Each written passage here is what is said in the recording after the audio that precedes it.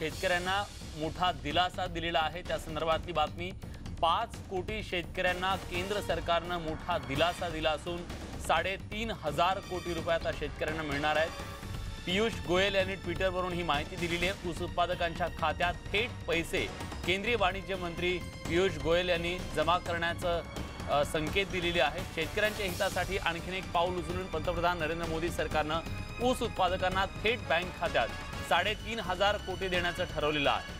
प्रशांत लीला रामदास आपले दिल्लीचे प्रतिनिधी आता आपल्या सोबत आहेत। प्रशांत, हे जे 3,500 कोटी शेतकऱ्यांना दिले जाणार आहेत ते नेमके कशासाठी? आज केंद्रीय मंत्रिमंडळाची बैठक होती। त्या बैठकीमध्ये सीसीची बैठक झाली। या बैठकीमध्ये हा निर्णय घेण्यात यावर्षी जवळपास 310 लाख टन साखरेचं उत्पादन होणार आहे। त्यामध्ये 260 लाख टन जे टन आहे ते देशांतर्गत आणलं जातं। त्यामध्ये 60 लाख टनाचं जे आहे ते साखरेची निर्यात होणार आहे। त्यासाठी सबसिडीची घोषणा देखील करण्यात आलेली आहे। सोबतच यामधून साधारणतः 3,500 कोटी रुपये हे सबसिडीचा जे पैसे आहेत हे थेट शेतकऱ्यांच्या खात्यात जमा करण्याचा निर्णय खास केंद्र सरकारने घेतलेला आहे।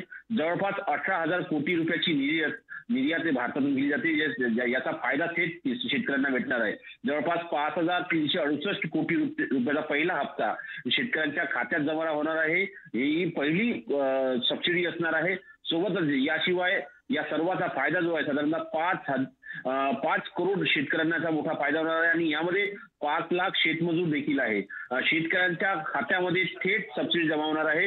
हा एक मोठा निर्णय ऊस उत्पादक शेतकऱ्यांसाठी मोठा दिलासादायक निर्णय केंद्र सरकारने घेतलेला आहे। धन्यवाद प्रशांत।